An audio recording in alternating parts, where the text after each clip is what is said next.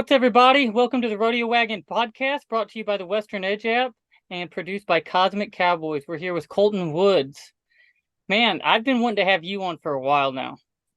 Well, I appreciate it, man. I was excited when you sent me a message to ask me to do this. I was like, heck yeah, because I've been watching your content for a while. I likewise, I'm not like heavily involved in the horse training world as far as like social media and following, all of these people, but from what I see, you're doing all the things right, and you're actually one of the only people I've seen that actually utilizes your platform and markets the right way and actually takes advantage of your career. I see a lot of horse trainers out there that, they're stuck in the pattern of my income is if I'm, training 20 horses, if I'm training 5 horses, that's my income. And it doesn't really go outside of that, outside of maybe having a couple clinics that really doesn't reach anybody but your local community. Yeah. Yeah. It's what I wish I knew now. I wish I knew then at the beginning what I know now. And that's kind of been the name of the game now that I know a lot more about the business side of systems. That's a lot of my focus has been trying to help other horse trainers and their businesses kind of get out of that. Like, man, I only got enough time in the day to train 8 horses or 12 horses. And it's just like, then you realize like, because it doesn't feel good to feel trapped. And a lot of horse trainers, any of us, whether it's rodeo or if it's horse training, like we did this because we love it. And then you start to feel trapped and you're like, okay, this isn't, at some point, it doesn't become worth it sometimes. And you see way too many people burn out. And my whole thing is that burnout's a choice. And when we make the choice to get our business working for us, we can avoid the burnout. But if we start to feel burnt out, we got to audit the choices that we made that got us there. And I think like one thing that I've noticed, especially the burnout's real in the horse training business. But I think what I see from, my perspective, and I've done some horse training but then at the same time I've never really done it full time with my bull riding always being at the forefront, but it's been a nice means of, extra cash and being able to do that. But I see the burnout really coming with people in this kind of conundrum where like I need to take on more horses because financially I have to. However, once I exceed what I can really handle, you're either not spending the time on the horses that you need to really produce and actually get the most out of what you're doing. And at the same time, you're overworked because then you feel like I have to. So I have to put in more time than what I physically maybe can do, physically and mentally. I'm able to. Is that something that you kind of notice?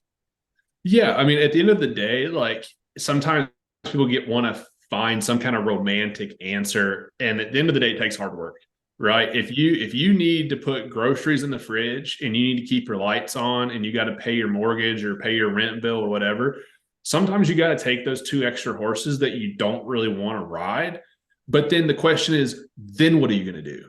Right? Okay, bring those 2 horses in, bring those 3 horses in, whatever. Ride the horse that's trying to buck you off every day for 30 days, get the client a really good result. But then how are you going to get yourself out of that hole? What's the decision that you have to make to be able to make sure that that doesn't become a continuous cycle? Because that's where we talk about burnout, is that the trainer goes, well, I have to bring on this extra horse. And then they're like, well, if I look ahead 90 days when that horse goes home, now I've got to do it again because I don't have a better plan. I didn't put a system in place. And, in my journey, because I've got friends that go on the rodeo trail, but again, like you don't follow the horse training. Like I don't keep up as much with the rodeo trail either. And so, I admire people that are hitting the road hard like that. And like, it's just a whole nother business model. Right. But for our horse trainers, you have to go, what are we going to do different? And in my beginning of my journey, I was kind of ignorant, and ignorance is bliss. And all I did was train horses to begin with. I didn't have any other source. I didn't teach lessons. I didn't teach clinics. I didn't do e-commerce. I didn't have a podcast. I didn't do YouTube. Like all I did was train horses. And when I look back at that and I talk to my students, I'm like, okay, there's a really good lesson in that. And that means that when you focus on one thing, you can get that one thing going really, really, really good. But you probably should have another source of income, 1 or 2, that can make sure that you're not freaking out if you get hurt, that you don't lose the farm. right? Or if you want to take a vacation, that you still can, and the money still keeps flowing in. And part of that is the business model of how you structure your training business, but also do you run a YouTube channel, right? And you get some sponsors, or do you run a podcast, or do you do affiliate marketing? Like, there's so many options that don't take time. And that's the thing. Like, bull riding is kind of cool because you can ride for 8 seconds. It's high risk, high reward if you're good at what you do, right? Horse training is you get paid to ride, paid to ride, paid to ride. So like you were saying at the beginning, right? You can only ride so many horses in a day. And I'm not going to spend, but like, we have 4 levels of value that we teach. The first level of value is implementation. And this is from a guy named Myron Golden. This isn't my voodoo science, but like, a guy named Myron Golden, who is amazing to listen to as an entrepreneur. And he teaches these 4 levels of value. And the first level is implementation, which means you trade your time for money, right? That's horse training. Well, you're limited, right? In flying through this, like, second stage is unification. That means that you're like managing people, you're overseeing, and you have a team. So maybe you're the own the facility, or you're the trainer, but you have someone managing the barn for you. So cool. Like, now you're not hands-on cleaning stalls. So that part's taken care of. You should be making a little bit of profit because you're paying someone to do the service, and you got a profit margin. Then communication, which is what, you've got a podcast, you got the app, like that communication level is the third level of value. And then ideas, which is an app, honestly, like your Western Edge app is an idea, right? And like, when you look at earning potential, it's like time for money is anywhere from minimum wage to like $80,000 a year, because you can only make so much money. Unification is about that 100,000 to 250,000. And that's just people that are really good at sales or running sales teams. They're managerial people. Then you've got your communication, and that goes from like, that can go from 250 up to like 100 million, because we got actors and actresses, and we've got NBA players that are entertainers. But you've also got podcasts, YouTube channel, communication, clinicians, people that teach lessons. And then the ideas is that whole like American dream, which is what I love, is like, you're only one idea away from like changing the world, from changing your life. And all you need is that one idea. So the earning potential up there is just like, it's the limit. And there's just no telling what that is. But that's kind of how we look at it. And when I wish I knew that, that's why I wanted to throw that out there, because like, I wish I would have known that, because I was spending so much time on implementation. Yeah. And I was like, man, I need to use implementation, but then how do I work on higher levels of value? That way I can create better income in my business. Yeah, 100%. Yeah. And even like, within, for instance, if you're a horse trainer, you own your own business. And at that point, it's like, how do I scale this business? How do I actually, same thing with fencing is another good one that, I've had some experience in, and my cousin, my uncle, they run very successful fencing companies. And the biggest thing is like, you reach this point where it's like, okay, now how are we going to scale this? Well, maybe it's hiring a crew, and maybe you get 4 crews working for you. Now you're actually making money, all those crews, and you're paying them, per foot and all of that, Yeah, same thing with the horse training, in the model is how do you scale that, and how do you, for instance, if it's starting, I train this horse, I get paid this much. Well, then how do you go to that next step where it's like, okay, well, me training this horse is valuable, right? That's why I'm getting paid to do it. What's really valuable is the knowledge that I have on training this horse. That's actually more valuable than me training that one horse, because that knowledge is valuable to a lot of people. So how do I actually utilize, the different, technologies that we have in order to maximize that potential, in revenue through, there's a lot of different ideas in which you can start to do that. You do clinics quite a bit. What are different ways in which you've kind of taken that next step in, that whole process? Yeah, well, I mean, if I backtrack just for a second, like, I was terrified of public speaking, like, like to get on a podcast interview, or to do a selfie video and just get my phone out and be looking like a clown out in the middle of the arena, or and nonetheless at like a horse show or at a clinic. And I'm like, all right, guys, like, we're going to shoot this video real quick. Like that 10 10 plus years ago was unfathomable for me. Like there was no chance.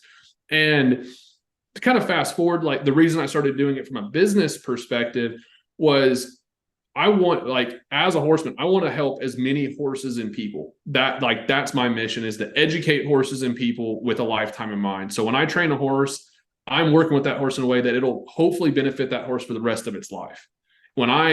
Even when we get on this podcast, like I want to give information and value to anyone that's listening to this that they can use, not just in a horse training business, but like in any business or any setting. And that's like my motivation. And I didn't like social media, like I could be Amish and be so happy if I could just like crawl away onto a ranch and no one could find me. But then I'm met with the conundrum of purpose and why God put me here. And I'm like, you know what? I really feel called to actually go serve people and help people in equine-based businesses. And that's the reason that I was like, okay, I've got to do this social media thing. It's a tool, exactly as you said. We have TikTok, we have Instagram, we have Facebook, we have email. Like we have all these ways to reach people, to serve people, to provide value to people. And that's really why I do it. Now, I use communication through clinics, for sure. But then on a free basis, right? I use YouTube, I use TikTok, I use all the social media platforms, all the free platforms where anyone can find me. I try to be as what we call omnipresent as possible, where you can hopefully find me across the board. Then it's consistency. Can you be posting as regularly as possible, which is not easy all the time, unless you have a system, that you're able to produce content. And from a podcast standpoint, like you got to line guests out, and then you've got to get them on there, and then you got to edit the episode, and then you got to publish. And it's a process. It's a process, And so, but from there, it's understanding. I think that this is something that a lot of us struggle with, is the public speaking.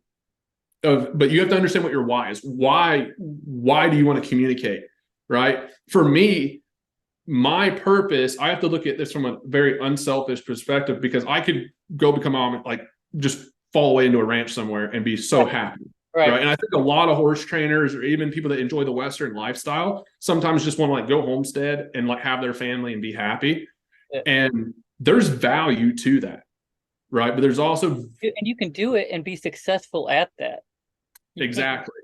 And it's communicating that. And so I look at my purpose and I'm like, if I don't communicate, I flip the script. Instead of saying like, why should I do this?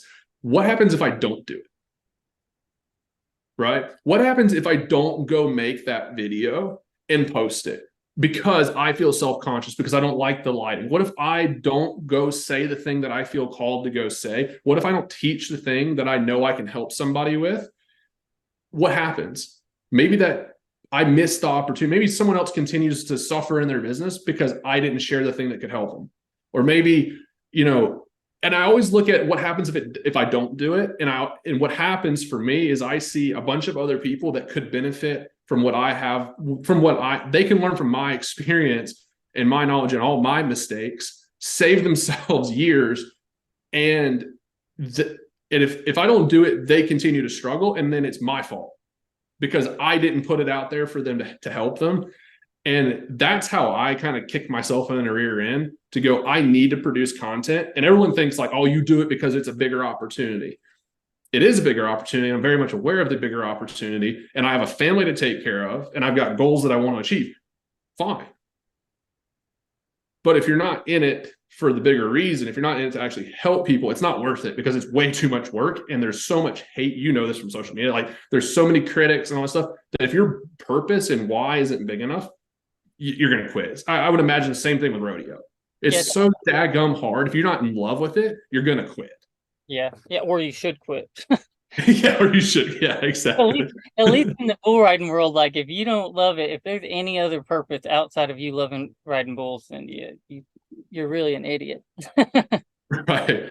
I don't know how I didn't fall into it. I grew up right down the road. I worked at a ranch that was direct neighbors with Jerome Davis's. Oh, no joke. So like I grew up, like you could bull ride like 7 days a week, because I'm from North Carolina. That's crazy. And so like every day to work during the summer, I would drive like 500 yards to the farm past Jerome Davis's place, and we would go to rodeos and watch people ride there all the time. And it's just like looking back, I'm like, how did I not end up riding rough stock? But I'm kind of glad that I didn't, because I like to sit on things that don't try to buck me off. I did horses, I rode horses, and I started, training horses at 13, and Okay. high school, that's what I did. And I actually wouldn't have even got on a bull until I did. I was 18, but Missouri's a weird place because rodeo wasn't big. I was disconnected from rodeo. So I was, Mm. you know, I grew up watching John Lyons and Oh Cliff yeah. and really developing that horsemanship, but completely rodeo was out of the question. I really didn't know what rodeo was until I watched PBR with my cousin at 17 years old. So we're watching it on TV. Outside of that, like the rodeo scene isn't big. What's weird is in Missouri, there's tons of horses. Everybody's got horses. There's not very many good horsemen. You go to places like Texas, you have a lot of good horsemen. So the horsemanship is at premium. But in Mm. Missouri, there's a lot of horses and not a lot of horsemen. So there is a lot of value in horsemanship here if you Yeah. do it effectively. You just don't see it a lot. And Mm. kind of an interesting thing. You're from North Carolina. What's that like, in North Carolina as far as that's concerned? Well, I didn't grow up riding horses or anything like that. So like, Interesting. say that again. How'd you get into it? Um, so my family background, my parents are super entrepreneurial, and they had a family business there in North Carolina. And then my dad actually had a business overseas. And so my dad was gone traveling 6 to 8 months a year. Okay. And he was either over in Asia or he was traveling around the United States for work. And as a young kid growing up, I was like, he's always working, and I didn't mind the working part, but I always, from a naive kid standpoint, I always saw him as in the office. And I was like, I don't want to. And like, it would have been fairly easy for me to, like, I had the right personality and I could have stepped up and learned the business. Like, I started working in their warehouse at 13 years old. And so I like literally started at the very bottom, and I could have continued up that ladder. But my parents were supportive of the fact that if I didn't want to do it, they weren't going to like try to pigeonhole me into the family business. And I just decided to go completely the other direction. I'm like, I want to be outside. I want to be around animals.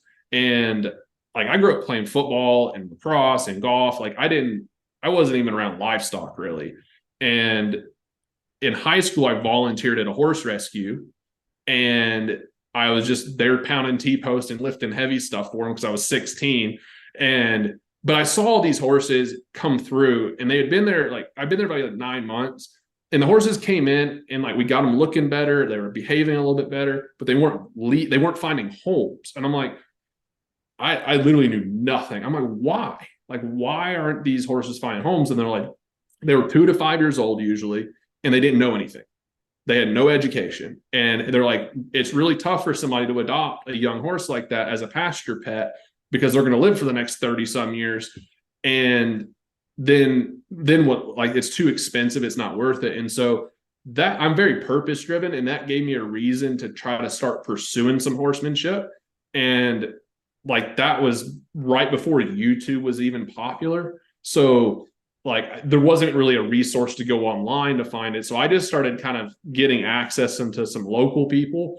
And then when clinicians would come through, which for me, I fell into like the Buck Brandon and the Tom Dorrance, Ray Hunt style horsemanship is like Peter Campbell was one of the first clinics that I ever went to. And then I went to like a buck clinic, and I just started soaking up that style because I really liked the style of horsemanship. I liked the relationship and the dynamic that they taught.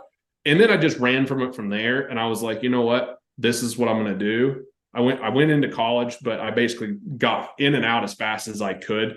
And I just dove headfirst into the horsemanship. I'm like, I want to get really good at this as fast as possible. And then it's been a kind of a crazy journey. So Yeah, man, it is, so much of the horse journey is such a journey of feel. As mhm. the horsemanship part of it, a lot of people I see, and they just they want to know the answer to a lot of this. And there's ways to develop feel. And then there's there's the feel that you can't teach. You have these guys in high-end cutting, and these high-end cutting trainers. There's a feel there you can't teach. They have something that, just like any other sport, there's a feel to it. But that's one thing I love about, horsemanship is that communication and that feel behind that communication. That communication is so much of a feel thing, opposed to some things. It's one reason why I think I prefer starting colts and starting, really any green horse, that's never been really handled. I appreciate that more than having to fix holes and then, restart a foundation. That's the thing I won't ever train horses, because I've been around it enough now to where I see so much of the repeat and so much of okay, every year I'm gonna have to undo a few things and start over. And you try to train people, and I don't mind. I love communicating with people and teaching people, but in that specific niche, I'm not sure that I respect people that are willing to go through that and go through that over and over again, if they need be. But I guess I really, really enjoy and like that, the starting, that painting a picture, with a horse and being. I don't think there's like, I love a first ride on a colt, and there's a little bit of the romanticism to it that like they only get one first ride, and and it's something to me that's like you're literally going to be the first person ever to be on the back of that horse, and you only get that one experience, that one time to get one first ride, and then it's done. It would never be a moment that can be recreated.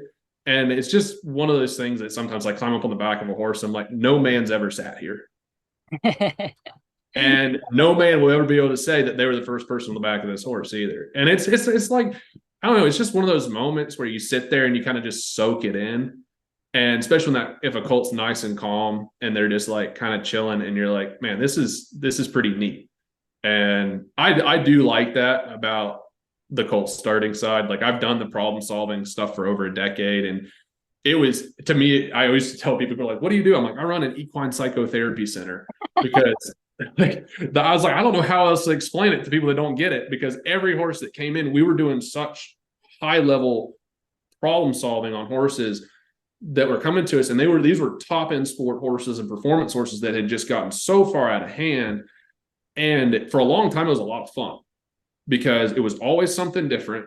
And it was just taking these different like trained quirks or personality quirks with these horses and finding ways to help these horses find a better way of existing. Yeah. And it was really, really fun for a long time. And then it honestly got to the points where like I was comfortable with anything coming in. I didn't care how difficult it got. I was like, I can help this horse. It was just a matter if I had enough time and to be able to help that horse be successful. If I had enough time, we could make it happen. And that was something I enjoyed. But then at some point you're just like, it's dangerous. Like there was a level of dangerousness that came to it, not bull riding dangerous, but also like I could be doing more benefit by helping people know how to fix this, which is where we started. Like that was about the time we started trying to help more professionals on the horsemanship development and in the business side. Cause I'm like, you know what? I can only ride this many horses a day. And I wasn't necessarily feeling burnt out, but I was starting to feel like I'm just on a loop. And I'm like, I'm really helping these horses well, but I feel like I could do more by helping people more. And that was actually the beginning of when I started going more into the personal development side for the professionals, because I was having fun, but at some point I'm busy minded. I'm like, that's why I like riding cow horses, because I like to do multiple things, and I'm pretty busy minded. And if I start to feel like I'm on repeat, I've got to change it up. Yeah, you can't do that on cow horses. You start getting them in a routine, and they're going to figure that out real quick. Oh yeah, exactly. Hey there, folks. I want to tell you about my favorite cowboy hat brand, Sombrero Brands. As a professional bull rider, I know how important it is to have a hat that not only looks good, but can withstand the toughest rides out there. And that's exactly what Sombrero Brands delivers. Their hats are custom fitted and shaped to perfection, with a level of attention to detail that's hard to find these days. But what really sets Sombrero Brands apart is the fact that they're a family-owned and operated business. Mark and Kendall Holler, the owners, and their daughter Sarah, who's only 13 but already a hat-making prodigy, are all passionate about their craft. They know what it takes to make a cowboy hat that can stand up to anything the rodeo circuit can throw at it. And get this, the founder's grandfather, Polly Holler, was born and raised at South Camp on the 4-6's ranch. These folks have got cowboy blood running through their veins, and it shows in every hat they make. That's why I'm proud to have Sombrero Brands as a major sponsor for my podcast, the Rodeo Wagon podcast. So if you're in the market for a hat that's tough enough to handle anything the rodeo throws at it, give Sombrero Brands a try. Trust me, you won't be disappointed. You gotta be 2 steps ahead of them all the time. Yeah, I mean, yeah, that's it. You got to be ahead of them. You got to keep it fun. You can't drill on them too hard. You know, it's like, similar to a mule. Different, but similar in the mindset. I forget who said it. You have to train a mule like you should train a horse. And that's true. I trained for a guy up in Springfield, Missouri for about a year and a half, 2 years. And that was probably the best. I probably learned more from that year and a half training mules than I had done my entire life. Just because those suckers are smart and they're thinking. Very smart. Yeah. I've only worked with a handful of them over the years, but I mean, all the ones I have worked with, they've been pretty wicked smart. Like, you just take your time and you make sure you're being thorough. You have to be careful because you can run a mule. It's a lot harder to run a horse where they never can be fixed. You can take a mule to a place where you can't really bring them back from. Yeah, I had a couple genuine start mule, like first start mules, and then I had one that was a restart. That thing was like 17.2, and that one was tough. that one I don't know that we like. And that was really early on. I was still in college, and I didn't know hardly anything, but I was working underneath a guy that knew quite a bit, and we just took our time with him. But he was he had some problems, and he was tough.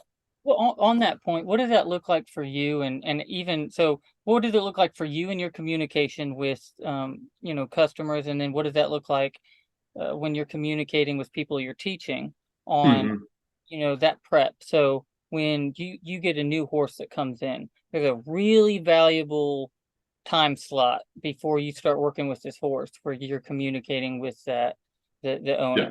And what does that look like? How do you flesh out things you need to know to make sure that you're prepared to handle this horse the best way? Does that even matter? That conversation matter as much for the horse, or is it more for the owner? Or is most of that coming in, you feeling it out as you're working? Yeah, that's a solid question. So it's that for us is like step number 3 in our framework. Okay. And it's what we would consider our closing process.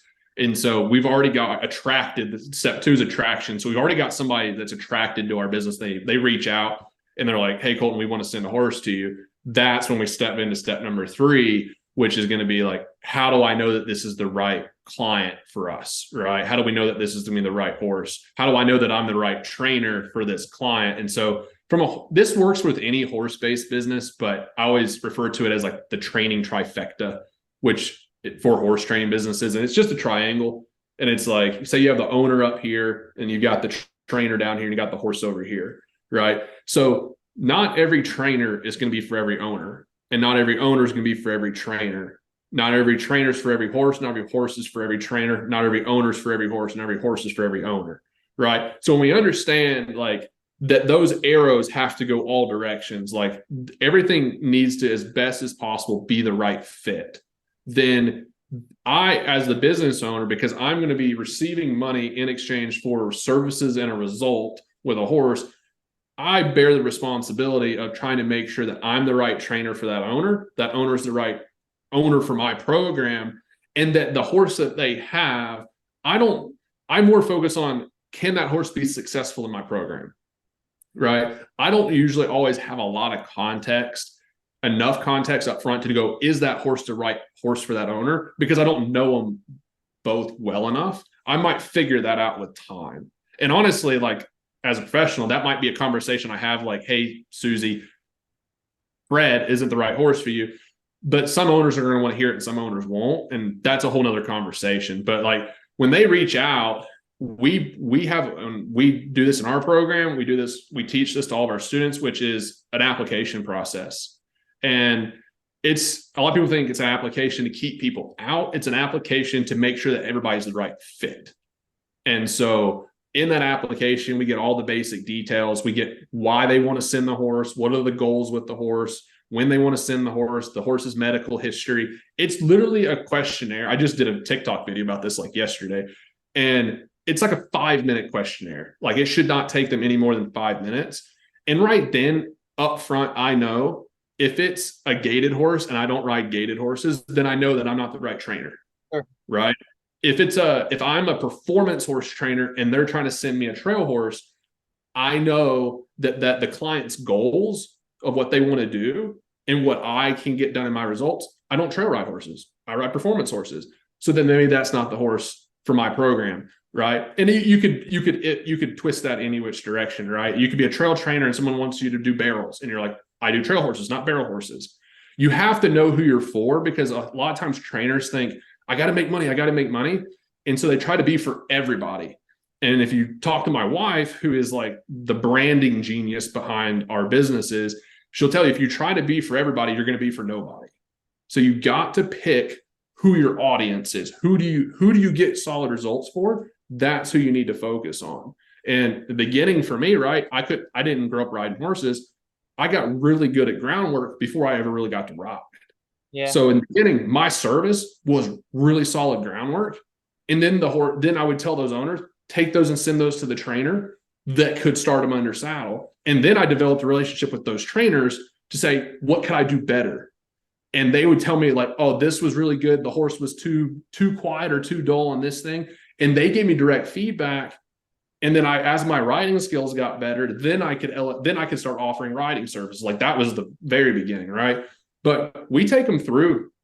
We have them fill out that application, and it's on a website to where they see every detail about my program, or they have the opportunity to. So they can see what we teach, how much we like, what vet we use, how much we charge, what they can expect, And so right out of the beginning, we're setting very clear expectations because some clients will reach out, hey, I want to send a horse to you. How much do you charge? It's like the most famous Facebook message ever. I want to send this horse to you. How much do you charge? And frankly, I don't answer that because it's on my website. So I say, hey, Susan, thanks so much for reaching out. Would love the opportunity to talk with you about your horse and what you want to accomplish together. Here's a link to my training horse page with all the details and to answer most of your questions. And there's a link to the application so that I can get some further details. Look forward to talking to you on a phone call. So I already give her a place to go with all the information. I don't dismiss her question, but I give her a place to go because it's already answered on the website. She's got to fill out an application. For personally, I want clients that can follow instruction because they're coming to me for professional guidance, and they're going to trust me to do best by their horse. So they have to trust me that I have a process to get their horse the results. Well, I also have a process to get my clients the results that they need. And if a lot of times, some clients who I don't want to fill out that stupid application, it's like, then we're not the right fit. Right. Like you and I aren't gonna be the right fit. So I put a little bit of an obstacle there to find the right clients, and then they fill it out, and then I have the information. We jump on a 30-minute phone call with them, talk to them about. I can figure out the clarifying questions. They can ask me clarifying questions. I can let them know, like, hey, when your horse comes in, we're going to do a 1 to 2 week evaluation. That'll let me know, like, I already have an idea of how long the horse needs in general. But then within the first 2 weeks, I'll have a much clearer idea because I'll actually have worked with the horse. Then I can provide feedback while that horse is in training. Guys, anybody that's a horse trainer that's watching this, I would just copy exactly what I'm telling you to do and what we do and what we teach our students to do. And when the horse is in training, they get weekly updates, written updates. They get photos every week and videos every other week. So that way we put that all on the back end of a website to where we put that in there. And then every week they're getting updates. And when it's done, it's like a big training log. Yeah. So that way, when the horse goes home, if they're like, oh, like you guys didn't do this, we never run it. We don't really ever run into that because it's all written out with photos and videos. And we already have a rubric of what the horse is doing. So we've completely covered our bases. When the results are there and the communication's there, your clients have an amazing experience. And like then they send horses back. Their friends send you horses, and then you have more business than you know what to do with. Yeah, that's one thing. So, like with Western Edge app, one of my visions on, because it very much on the equine side as much as it had been on the rodeo side, because one of the biggest things I have seen is like, how do you find a horse trainer that meets your needs as an owner? Mm-hmm. And a lot of that is, their ability and their communication, what they're specializing in, what they're not specializing in, but also where they're located, and how to access, the content that you need to make that decision as an owner before you reach out. And, one of the things with our profiles that we have is, the ability for a person like a horse trainer, or even a farrier, for somebody to Mm-hmm. go on this app and to be able to find them by keywords and type in horse trainer and type in near me or the city that I, would prefer to, if I'm boarding somewhere and, I want to be near that facility, what does all that look like, and be able to find and connect with those horse trainers more efficiently by going to their profile, being able to look at their content, actually have an in-depth bio. And for, businesses, so it's a horse trainer or farrier, is to be able to actually utilize a service like that, where it's 100% of the people are your kind of people, Right. Yeah. Yeah. instead of, it makes it difficult on Facebook, and you really grow your Instagrams and your Facebooks and your Twitters, and you do your best to grow those, but those platforms are not only so huge, they're so broad. That's the downside to our social media sites. They've became Yeah. It's like a big ocean. yeah, it's an ocean, and Yeah. you're missing so much of your audience. And you Mhm. can use, paid ads.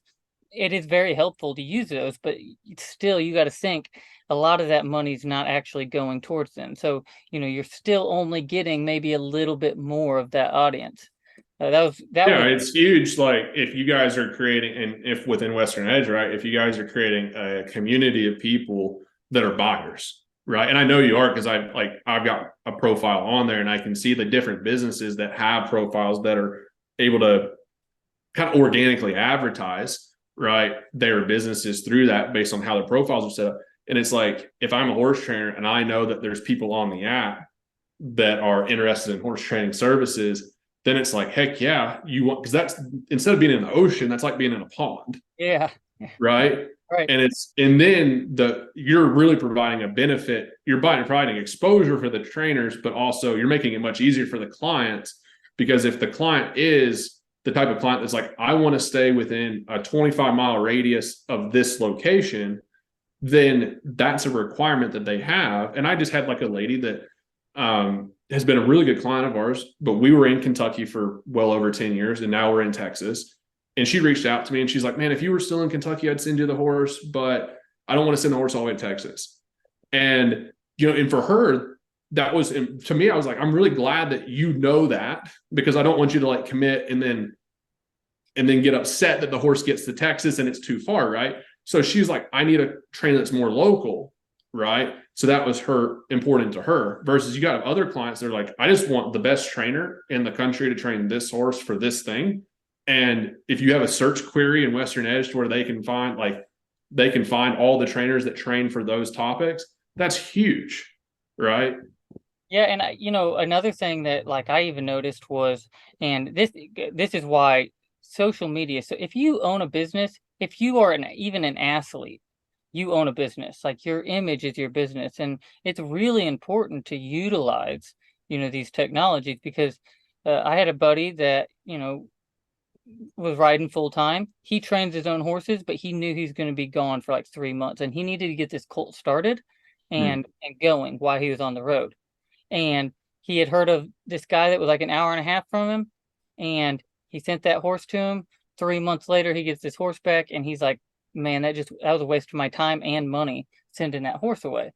And so you see that quite a bit, that actually happens, where like it's strictly word of mouth, and it's and these these trainers aren't doing their due diligence. And that's really not a knock so much on the trainer or on the guy that sent the horse. It's really a knock on, you know, the need for proper communication in order to actually connect people, you know, and make sure the right person is going to the right trainer and the right Well, horse. and the thing is that COVID really shook some things up because, you know, before a lot of referrals have been word of mouth, and still word of mouth is the most powerful 100%.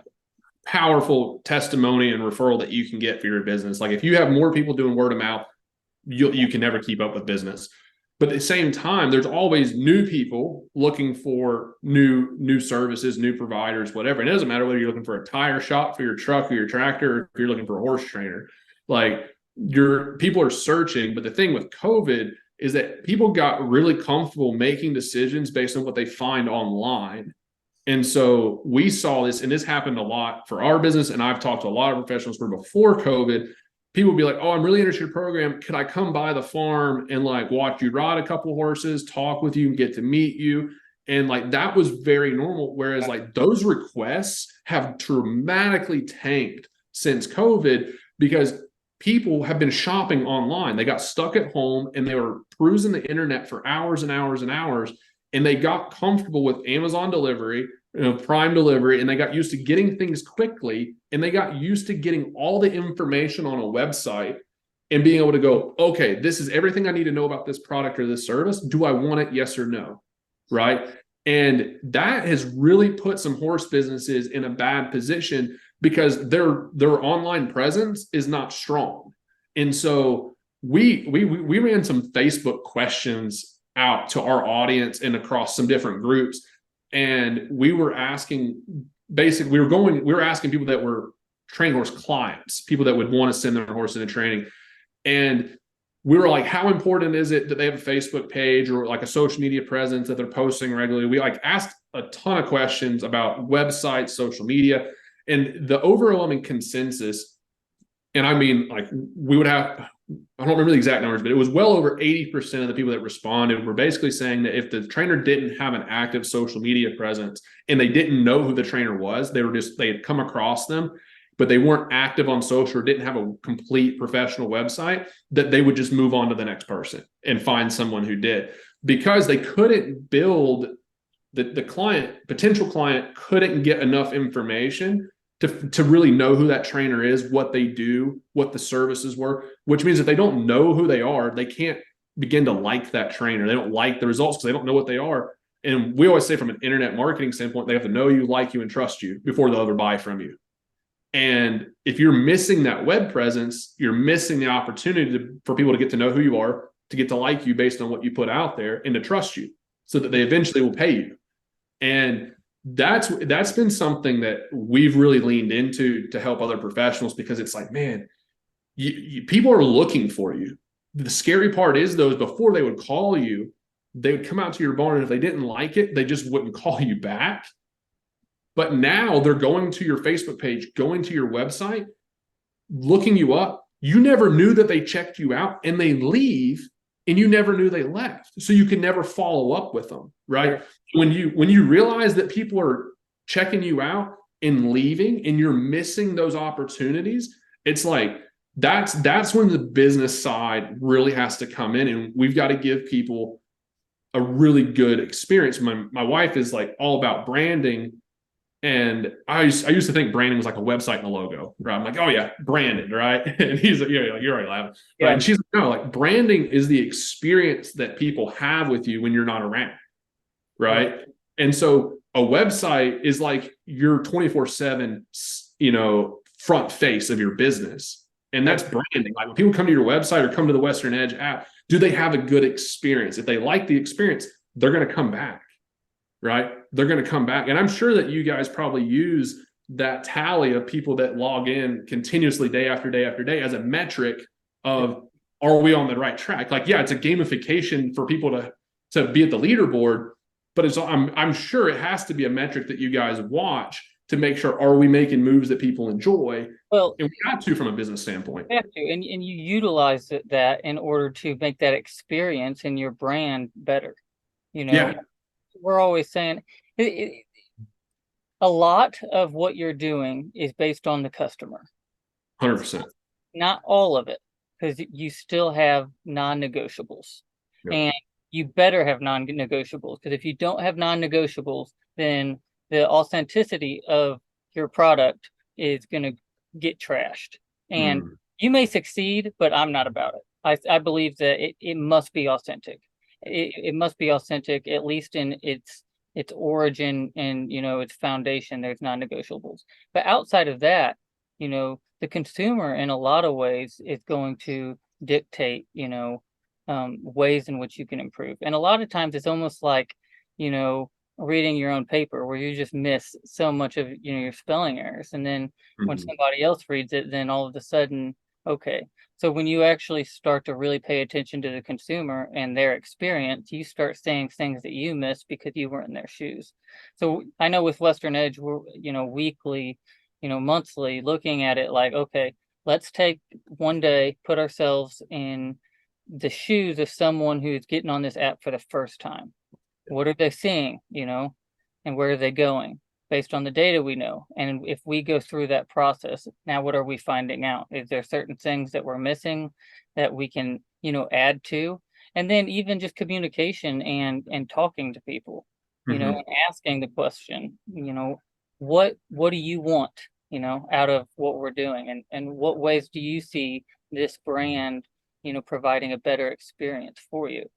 And a lot of times people are genuine in their response. It may not be the response you want, but it's at least a genuine response. And then you can kind of, you know, use the numbers and the metrics to say, okay, this is a response that's actually happening quite often.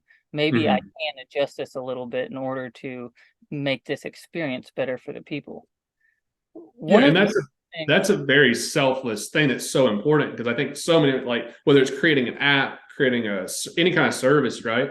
It's like we get into it because we think it's gonna be fun. We think it's gonna be cool. It's something that we're interested in doing. Doesn't matter what it is.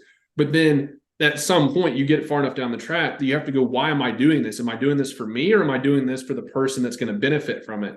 Because at the end of the day, right, in order for the business owner to win, all of the consumers have to win. Like the more people you serve, it's the whole draw a blank on his name, but it's just like you know, the more people that you help accomplish the things that they want in life, the more that you'll receive in return, right?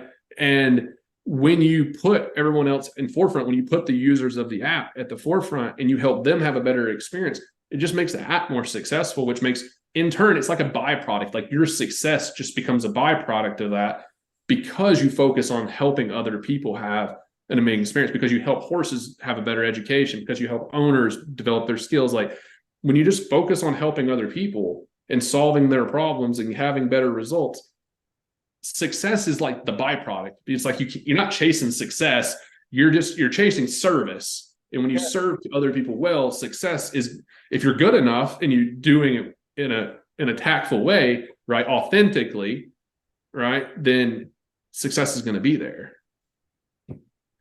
Yeah, definitely. I guess I have a question. Okay. You know, on a lot of this, and this is going back to what you were saying earlier. The discipline as a business owner, but even especially in a service-based, you know, industry like horsemanship, is to say no. And like, so how important is that discipline to engrave into the people that you're teaching that are, you know, horse trainers or becoming horse trainers? Like, you know, knowing that I don't specialize in this. And like you were saying, you want to take them on because of the finances. That's a non-negotiable, I would think. You know, one of those non-negotiable. I mean, I think the biggest thing is, can you get the result that they're after, right? If you cannot, do not take that horse on. And the thing is, we're all always learning. There's going to be horses that come in the barn that challenge you with something that you've never come across before, especially early on when you have a lot to learn.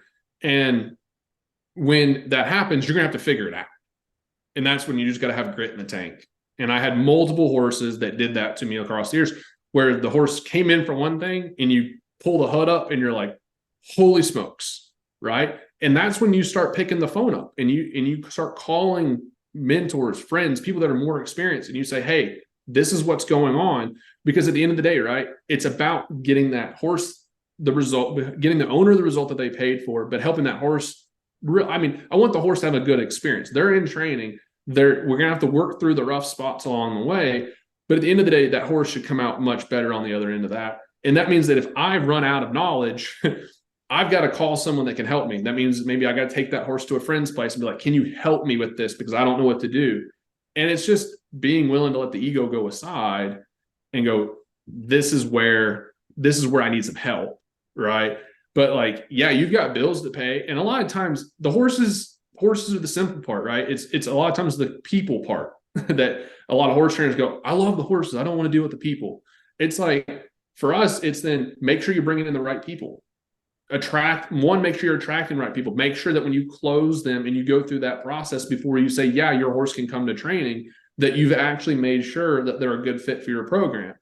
And a lot of people think that if they start getting exclusive, that they're going to lose clients. And it's like, it does just the opposite, because the more exclusive something is, the more that people want it.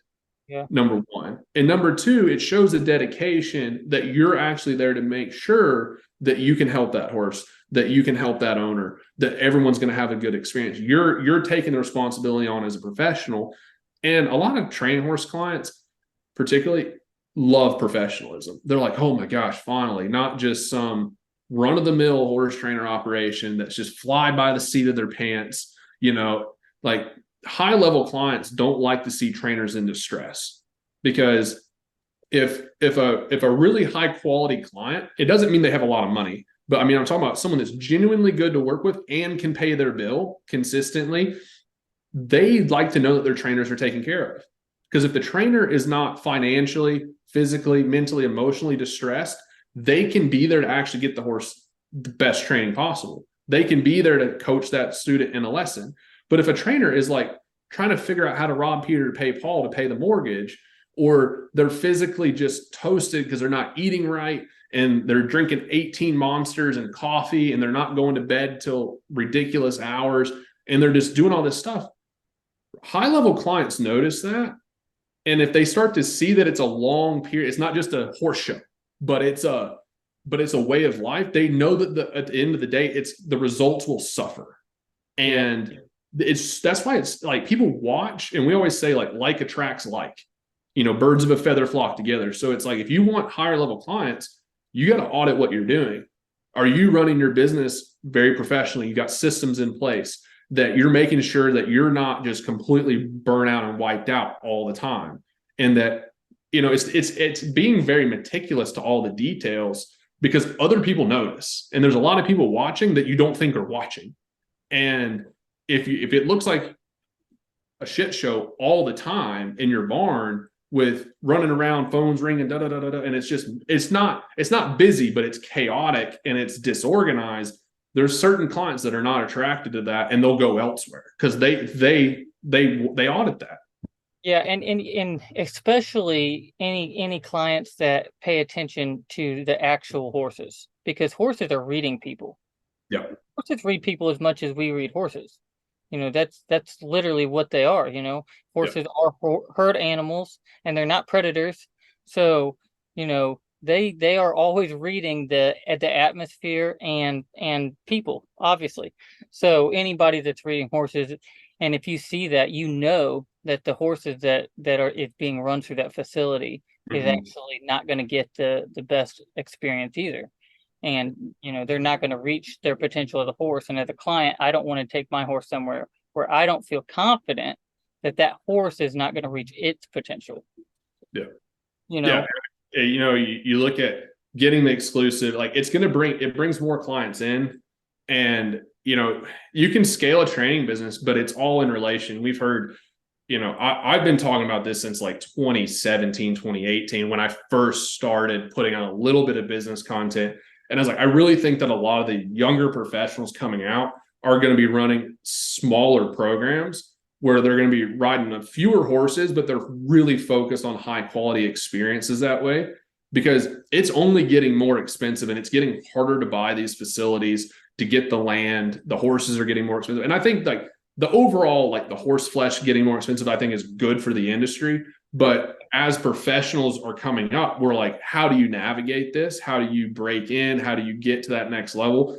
And I have always been quality over quantity. And then there's been people like Andrea and Clinton that have come out with interviews and podcasts where that is the model. But once you start getting past like, you know, somewhere between about 8 to 10 horses for one trainer, you've got to have another trainer for another set of horses. You've got to have another set of grooms, another set of stall cleaners. Like everything is in relation to that. And so for us, like it's the money is not necessarily in the quantity of horses. It's in the quality of the results and the experience and building in the profit margins based on the quality of experience and value and results that you're getting. That's how you're going to get your profit. Like profit, it's all from there. It's just margins because it just replicates with more horses, and then more horses, more liability doesn't always mean more money. What are your thoughts on, you know, if a new trainer's coming up, right? And they're kind of at that spot where they can learn 5 different, you know, disciplines, let's call them, you know, which is specific horses that are doing specific things. And they can really spend their time to really broaden their understanding and learn different methods for different horses going into different disciplines. Or would you suggest that, or would you go the route of it's preferred to go into one of those disciplines and master that discipline as much as you can, and then possibly kind of expand your horsemanship portfolio, if you would, in you know where your actually training is being going towards? Yeah, I think in the beginning, and when I say beginning, I don't care whether you're 35 or 15 or maybe even 45, right? The age doesn't really matter. It's where you're at in your journey of experience, right? And if you're making a career switch and you're wanting to go down the professional horse training route, or if you're high school, college age, like whatever, the number one thing I think is like stay in learning mode as long as you can. So whether you go one discipline specific or if you go try to taste what different disciplines have to offer, I don't think there's a right answer either way. I think that if you don't know what you want to go do, then quit thinking about it and just commit to go and try something, right? Like so many times I don't know what to do. I don't know what to do. And 6 months go by. It's like you could have had 6 months of experience. Like go DM 18 trainers or 180 trainers and figure out like people need help right now. If you don't know what you want to go do, go learn, right? Go there to learn. Don't worry about the money. Like make sure that you can eat, but stay in learning mode. And I say don't worry about the money because the money will come and you need to have a plan for how you're going to make money. But when you're in learning mode, you can't let the learning opportunities let the money overshadow the learning opportunity. So you need to make sure if you go to work for somebody that you're actually going to get taught. And that means that you're like, maybe you do start cleaning stalls, but I'm a big fan. Like I hire mentors and I hire coaches because I pay them for their time and they teach me.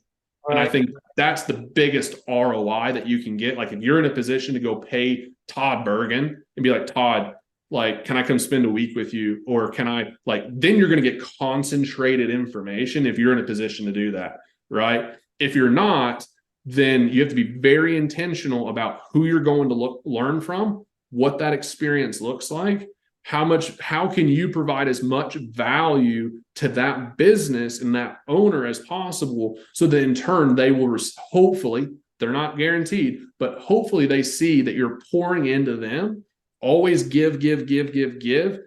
And over with the right people, they'll see that and they'll give back to you.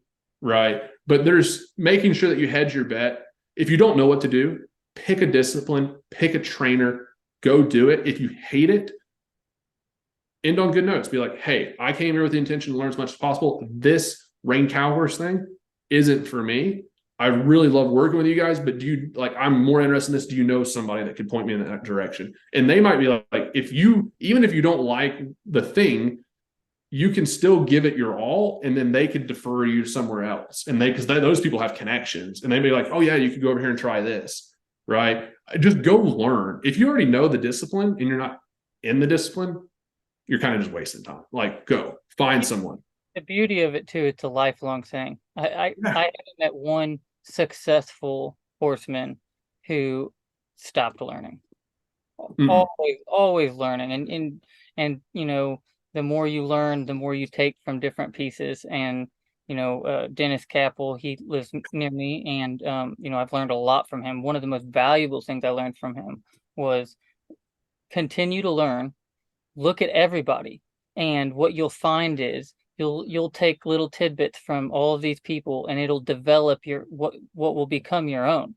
You know, and you'll start building a foundation based on a lot of wisdom from different people. And you'll take things, and you'll take pieces from each individual, some people more, some people less, but always being learning, and you'll continue to develop that. And then horse world, you got to ride. If you're not riding a lot, that may be the number one thing. No matter how, if you're a great businessman, but you're not doing your due diligence to be on horseback and actually, you know, immersing yourself in that discipline, then you'll always struggle. And you know, you have some of the best horsemen in the world, you know, that you'll never hear from, you know. Yeah. Vice versa, and they could maybe on their business model actually do much better for themselves because of the experience that they have from just riding. But I would Oh, say 100%. big, Yeah. I mean, it's just that you got to feel out. Like, I mean, the very first job I took out of college, I went there with three goals: ride horses and get better with horses, see the country, meet as many people as possible. Like, I kept it that simple: get better with horses, meet people, see the country. Right. When those three things did not become a thing anymore because their business model changed and we weren't traveling as much, and I got put on as farm manager. Like, when those three targets, all three basically came off the table, I was like, it's time for me to go. Right. And so sometimes we overcomplicate it. And I was like, I wasn't there for the money because I wasn't making anything, hardly. But you still give it your all. You give it everything you can, but you go there with the vision of, why am I here? Right. It still comes down to that. Why am I here? And understand that it's a long game. Right. You're just saying it's a lifelong journey of learning. That part will never end. And to go spend 6 months, 12 months, like that's super short. You're barely starting to scratch the surface at any program 12 months in. The only way I really know that you could get a lot out of 12 months is to do it 24/7, 365. Right. Is to be there, like, in the, like, and to be able to do it at a way where you're actually riding horses and you're involved in the show process if you're doing performance horses, and like you're eating, breathing, and sleeping, like the true value part of what makes a good horse trainer. So you're getting better at the training and the riding. Yeah, you're probably picking some stalls and stuff, but you're not only picking stalls, right? If you spend a whole year only picking stalls, then you're looking at the ROI. That's kind of tough. You might have to do it for a couple months, but what's the vision? And good programs have a vision of like, well, you're going to start here, and this is how you can progress in our team. And that's something that I would be looking for, you know. But we've done it a little differently on our end because we started the professional horseman school. And the whole reason I did that is because I was like, man, I did go to college, and I was like, I would have rather have gone to that. You know, I would have, like, go into a program where I'm going to ride every day. You learn the business and you learn the horse training. And our first program is a foundation program. And so my whole goal is that you can either go out and you can go teach people how to do the foundation on the groundwork, the ridden skills, or you can start colts for a living, and you can go out and make a living training horses, or you could take those skill sets and go work for another trainer and be an actual asset to their program. So you can come in and, like, you could actually provide value to their training horses. So that way you're not coming in at the very bottom. Sure, they may be like, oh, well, we'll see how you get when you get here. But if they give you a chance to step on the horse, you can actually show them you know what you're talking about. And they're like, oh, you're much better suited on the back of a horse rather than with a pitchfork. Yeah. Like, that's kind of how we position, because it's all about the value that you bring to other people, which is what you and I've talked about so much. And that's how we position the school is, like, if you want to actually here's a hot take, because this kills me. It's like the working student program in our business is so outdated, because people are like, oh, you have to spend this many years just picking shit right out of stalls. And it's like, they think that because that's what they did. And it's like, the fact of the matter is that if you just really concentrated on really riding and getting really good at the training side, yes, you have to know how to manage a barn. You have to know how to do nutrition and medical care, and you have to know how to manage a team in the barn. All of that, we're not talking like that's obvious. Yes, you have to know how to do that. Of course you do if you want to run a business. But you can't run a business training horses if you don't know how to train horses. And if you can focus on the actual value side of like, what is going to get me to that place where I can run my own business, or to where I can work for some of the top trainers, that means developing your skills with horses. And I think that we're so kind of stuck back in this old thought process of it has to take 10 years before anyone's qualified to start riding for a trainer. And it's like, that would make sense if you're 8 years old and you have nothing but time to kill, so that by the time you're 18, you've earned your stripes because you spent your whole teenage years. But if you're 18 or if you're 25, like in 10 years, you could be a doctor doing brain surgery, making a hell of a lot more money than training horses. And it's like, you got to look at time and opportunity cost. And it's like, to me, we don't know how much time we have on earth, and we don't know how much time we're gonna be blessed with that. And it's like, how can I get this done the fastest? Like, how can I learn as much as possible the fast I can? Nothing's gonna surpass experience in the saddle.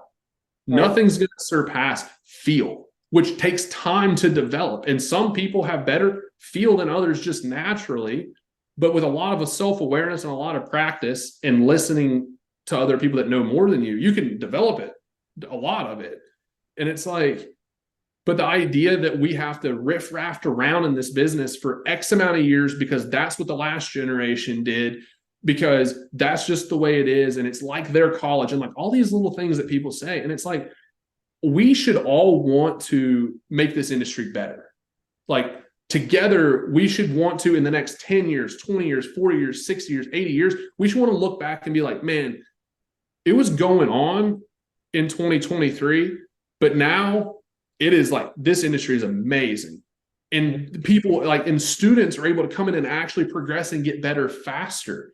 But like, so many people are like, well, that's the way I did it. So we just end up like on this little repeat cycle. I would say that it's to the detriment too, yeah, especially nowadays, because you can't have especially children, even somebody else. If you think that you have to come in and you have to learn the muck and stalls, and you have to really the muck and stalls and the labor part of it before you ever get on a horse, if that's a requirement, you're taking out a huge bulk of people that showed interest, and they're like, that's not worth it to me, because that's not what I want to do. Yeah. Like, that's what you should do, is actually start encouraging and finding ways to give, somebody shows interest. This is my thoughts, and this is my thoughts on if I'm training a rider as well, right? So if I'm putting on a school, okay, bull riding school, the first thing I look at is, what's that interest and what's that love that they have for what they're doing, right? And how can I take them from where they're at to that next step where they want it even more? So I don't want to take them, if I'm getting, and this happens in the bull riding world, where they have schools. A kid will come, he wants to get on the barrel, he's showing a lot of interest, but then he doesn't want to nod his head. And there's guys out there that are like, nod your head, and if you don't, then you should probably just quit. And all of a sudden that kid leaves, and he never has an opportunity to ever really reach maybe that next level of desire, instead of allowing somebody, even if it's a kid, sit on that steer and he doesn't want to nod his head. That's fine. I don't want to push him to a point where he loses interest. I want him to get to that spot, and then maybe it's okay if he gets off, and then we go back to the barrel, and that progression starts. And it maybe it's 5, maybe it's 10 times, and then he nods his head, and then he gets to feel that experience, and with the horse training world, I think allowing for people that opportunity to, get a taste of what that's like in the saddle. Even if it may mean the requirements of everything else still need to be done, it's not like you need to do this for this long in order to get experience this. It's like, this is what this tastes like, this is what we're after, but what's including in this is a holistic. So Yeah, really, and I'm all about like reasonable metrics, right? If you're going to have someone come in and start riding in your 2-year-old, like later in your 2-year-old program, you might say, like, listen, in order for you to have the next opportunity, you have to really have quality starts on 50 horses or 100 horses. Like, you have to prove yourself that you're going to put the work in, but you have enough reps that you understand how we do this part of our business. Well, that's no problem.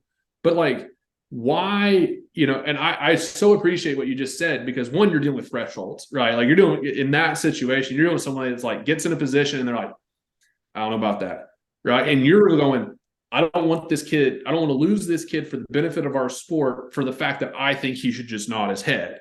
Like, that's someone else's ego creeping in, being like, well, I mean, I wouldn't have done that, so like this kid needs to do it. And it's just like, no, like, everyone's on their own track. If they don't fit your program, then say, like, try to then maybe they need to go find another program to be a part of, right? And that's totally fine. But like, don't just completely sweep them under the rug, for the fact that, like, oh, we're just going to stick this kid in a stall and like make him muck stalls for the next year and a half until he quits. Because it's like, no, like, most people are running good businesses, but like, there's enough out there that you see folks it's like, are we gatekeeping this deal, or are we actually trying to make the industry better? Because you can't have it both ways. You can't sit there and say, well, because it took me this long to get this experience, they have to do it that way too. It's like, that kid might be better than you. And if that kid's better than you and he's in your program, you might want to ante up and give that kid some opportunities to prove himself, to see how good he is, and then to be there to coach and be like, hey, you really have some talent and some ability, but you got to be disciplined, and I want to help you get there. But then that kid's an asset, because you're like, man, this if I treat this person like an athlete really properly, they might stick with me for a long time, and then they might go and start their own thing. But it's like, why are we, like, people just have to audit, like, what are the intentions? Like, why are we doing this? What's that look like on that specifically? Like, at what point, as a mentor, right? At what point does a student reach to a point where a mentor either says, okay, I need to bring them into my system, and I need to give them a job within it and manage them, really, and that's the kind of the scaling process of that business. It'd be the same thing if you're building a fence and you have trained this person, they reach a point where they can run the show. So you say, okay, you need to run your own crew under me. Or as a horse trainer, do you say, hey, you have learned, come back, do whatever you want here, but you have reached a point where you really should start to consider building your own, business, and actually, pulling away from what you're doing here and starting to develop that same thing yourself. And what does that look like in the mentorship part? And it's just always a question I wondered within the horse show. Because that can be difficult too, because you're losing an asset if you tell somebody to go. You're not losing them, but you kind of are. Yeah, I mean, I think that I think entrepreneurship in general is one of the biggest blessings, because to me, it's like, yeah, we have the opportunity to train horses and teach people and stuff, but you also have the opportunity to build a business that can make a living for other people. When you have employees and you have people on your team that you're paying, then you're providing for their family, right? Which is a big responsibility, but it's also a really big blessing too. And our approach on that has always been that if I do hire someone onto my team, that I'm very clear and concise about like what we can pay, right? And I always try to make sure that it's above industry average. And if it's not, then I might have to make an arrangement with somebody, say, like, I have tons of people that reach out and be like, I want to come do this and this for you, but maybe I'm not looking for that. But I feel like I find the right person. I always believe if you find A-level talent, you find a way to get them in your team, right? Like, you might have to shoot them straight and be like, I have no money to pay you, but if you come here, I'll provide these opportunities, and then we'll build a plan for how you can get what you need. Because at the end of the day, same thing with like our clients, it's the same thing with your team members, but you got to really take care of your team members. Like you got to take care of your clients, but if you don't take care of your team, you have no clients. Yeah. And so for me, it's pay them above industry average, provide them with second to none opportunities, right? That they can continue growing with. And that's going to be different for every program. I mean, for me, like, some of people that are coming to us, and if they were training horses under our program, which I've had a few assistants over the years, then I still let them go learn from other people. I don't hold them hostage to my programs. I was like, no, I'll actually go pay for you to ride with that person as part of your compensation. That way you continue to get better, and I'll fund that part of your education, because when you come back, you're going to be that much better. Right. But also it's clear communicating, like with our team members, of I like people that come on with a long-term vision of staying around, right? If someone comes in for a quick turnaround, then there's only so much you can invest in them, especially if they're not paying you. But if you're paying them and they're only there for 6 months, there's only so much you can pour into them, because from a business standpoint, that's the most expensive thing, is training team members. And as soon as somebody leaves, but I don't know if I really got around to answering that, or like super specifically, but I feel like if a team member has reached their limit within our business, which we haven't reached yet, Yep. we haven't got to that point. But I do, from a principally based standpoint, I do feel like that if someone did do that, that it's only the right thing to say, hey, listen, I think there's bigger opportunities for you, your family, whatever, if you went and did X, Y, and Z.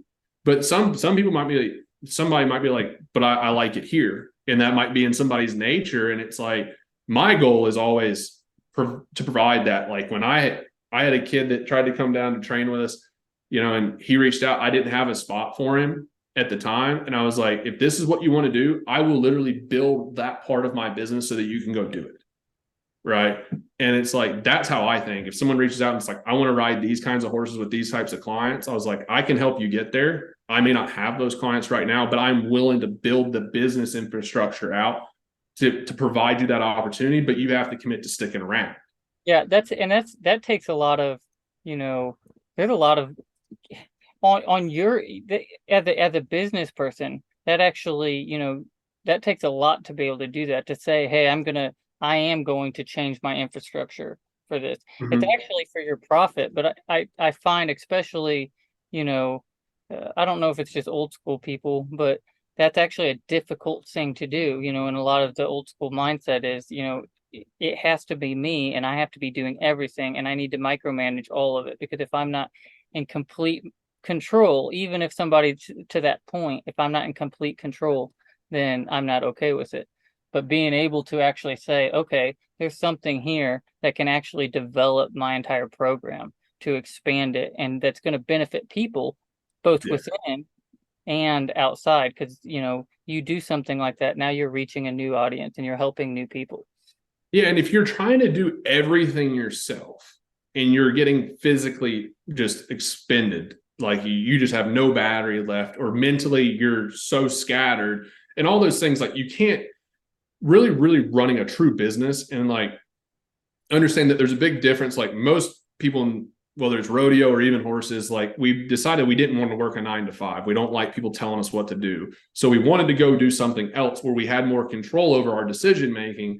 But the problem is that if you cannot step out of your business and go on vacation, if you can't step out of your business to go be with family in a time where your family needs you, you don't have a business anymore. You have a job.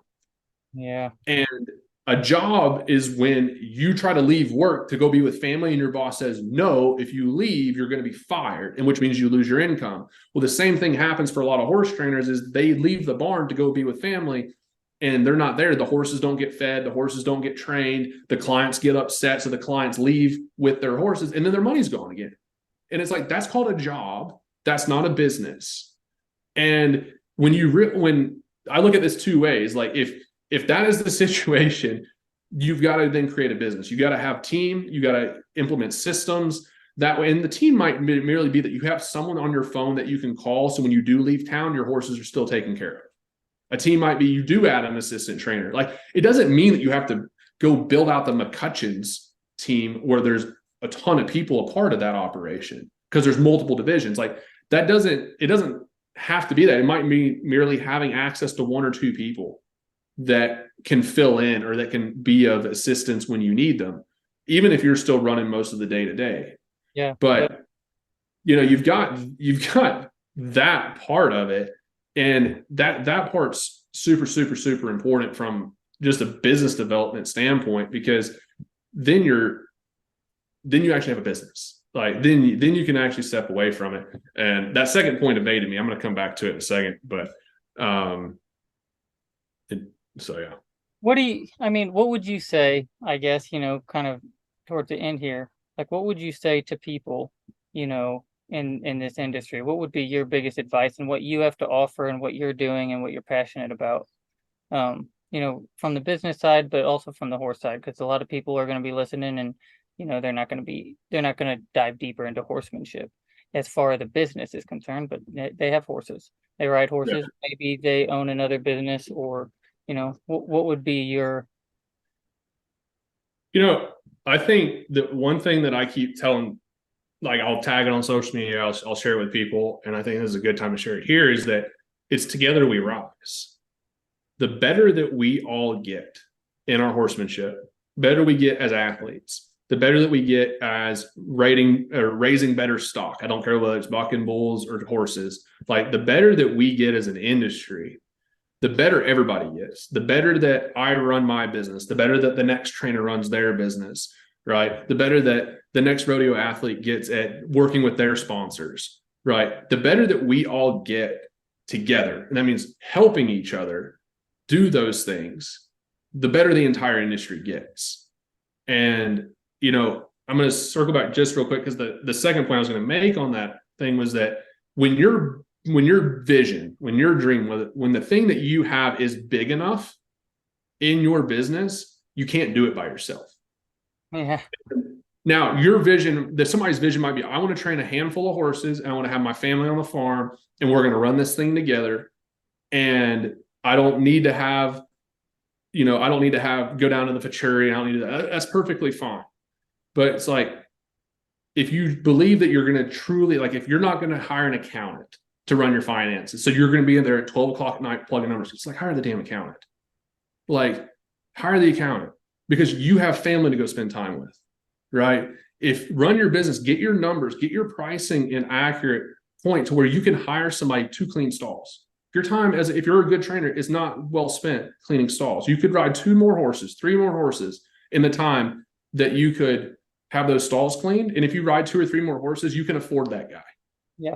So, like, run the business like a business and look at that vision and go, if we truly value our time, which is why so many of us have said, I don't want to work for this other guy because I value my time and I like making my own decisions. So I started this business. And then it's like, if you truly value your time, then take action and surround yourself with the people that allow you to have your time back, so you can spend your time doing the thing that you actually enjoy doing, which might be with your family. It might be training horses. It might be riding bulls. It might be roping calves. Like, allow your finance. Money is just, to me, it's just a resource. It's just energy, right? Money is going to come in and it's going to flow. And it's just a resource to be used. Like, allow that resource to allow you to live the life that you want to live. And if that means buying futurity horses and training futurity horses and chasing that dream, do it. Do it. All it takes is energy. But I think when we understand that together we rise, like that to me is the big crux, that the gatekeeping has to go, and that we can share this information, we can help each other run things more efficiently. And I think it's a great thing that the industry, like, things are getting more expensive. My family we just bought our first property, and everything's more expensive. Hay's more expensive, and it's tough. It's not easy, but are we going to look at it as an obstacle or an opportunity? And we're going to go. One of the things for us that, me and Vinny have really, talked about, and as the plan of action, and really, if we're going to serve people well, if we're going to connect people within this demographic, which is our dream and our passion and our idea in Western Edge App. If we're going to do that, there's two things that we need to do. We need to make sure that we're not in the weeds too long. People get stuck in the weeds and they never get out of it. And if you never get out of it, it's going to kill your growth.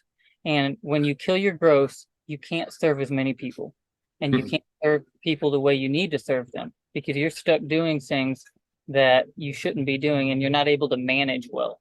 So getting out of the weeds, making sure that you are, building the business to be able to handle itself, in order for you to take that time, which is so valuable, and manage it well, so you can serve people quality, that you can actually give the consumer quality. And the second part is our vision is this app, this business should function without us.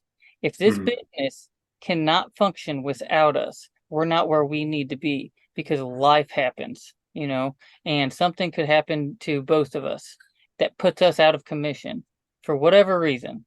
And if we're out of commission, what happens? If your business cannot survive without you, then that business is not where it needs to be, because life happens. And, a healthy business can actually still manage while you're gone. And I think it's so important, because whether it's a training business or if it's an app or whatever, even for us, in a training standpoint, I've just merely evaluated, I still train horses, and it's a lot because I have good clients. I enjoy working with those horses, and I like getting better. Those horses give me opportunity to go out every day and get better. It's practice, but at the end of the day, I understand that it's an implementation game, right? And I understand too that I've got a daughter that just turned 1. I've got my wife, and so when I evaluate, when I look at that, I'm like, we have to be wise about how we're doing this. And so we didn't develop an app, but we have software that's for horse. It's called Horse Business Manager, and it's a CRM platform for horse businesses. And so it has all their website. You can build your website on there. You can manage all of your client details, your horse details. It can manage and all of that. But for that business, same thing for us. It's been created because it's my wife has been web designer, graphic design, marketing, branding. That's what she's been doing while I've been building my horse business. So her business has been more quiet because hers has been all word of mouth. And I go to a clinic and a trainer's like, man, how did you get your website so nice? I was like, I know somebody, happens to be my wife, and she would get referrals from all sorts of people. And then we kind of looked at it and we're like, what's more scalable? Can we scale the website side, or could we scale the horse training side? And same thing with the web development side, is we built this software out, which is all the exact systems that our students use, that I've been using, that other people can use, but it provides us the opportunity to, if something happened to me and the money from the horse training went away, or the money went from the clinics went away because I'm not out teaching, then they're still good. Yeah. And I think that, in a very selfish sense, until my daughter was born, that was kind of a big lever that I was like, I have to start thinking about this a little differently, because now I've got to have some kind of business model that will provide should something happen. And that definitely moves the needle a little bit when you're like, well, if my bank account runs dry, it's no big deal. But when you're like, man, now I've got a whole freaking family to provide for, it's a blessing. Because then, right, from a selfish point, you go, well, how can I serve other people? If I'm going to take care of them better, I know that we have to serve more people, and we have to do it in a scalable way that still provides. When you do that, it's actually very freeing, and you begin to actually reach your potential much quicker as a trainer. As a rider, that's a big thing. So I reached a point where I got a family, and I need to consider, if I get hurt, I'm okay with going broke. I'm okay with going broke, but now I have a family that I'm responsible for. And it's important that I'm making decisions that are going to benefit my family. And, with the writing, the writing's great, and I'm providing for my family writing. But if I get hurt, now what kind of bind does that put us in? Yeah. So I need to start and begin to develop, ways in which when I do get hurt, that, I am not stressed to the limit, thinking about, ways in which I'm going to do that. And then my writing gets better because now I'm also not reliant on a performance-based, sport. Yeah. As a big thing in kind of developing the Western edge out. Yeah. And it's one of those things too. It's like this constant conundrum between like selfless and selfish. You're like, selfishly, I got to provide for my family, but that's the most selfless thing that you can do. Because as a man too, we're like, we got to take care of them.